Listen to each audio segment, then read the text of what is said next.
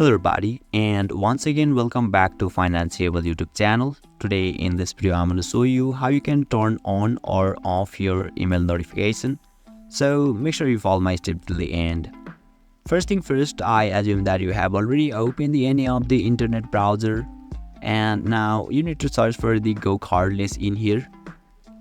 So once you do that, you can see there is a link at top on in the screen. So let's tap on the link and you will be redirected to the official page of the GoCardless. So you can see I haven't logged in here. So you can see there is a 3 lines at the top left corner of this home page. So let's tap on that 3 lines and let me tap on the login.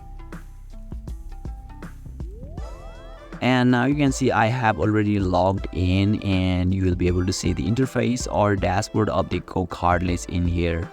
So now you can see there is a settings option at the top right corner of this dashboard. So let's tap on the settings icon and let's tap on the user settings.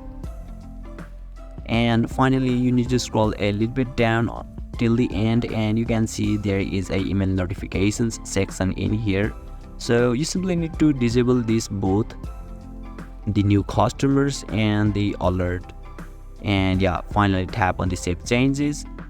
And yeah, you will be able to turn on or off your email notifications from here. So basically this is how you can turn on or off your email notifications on GoCardless.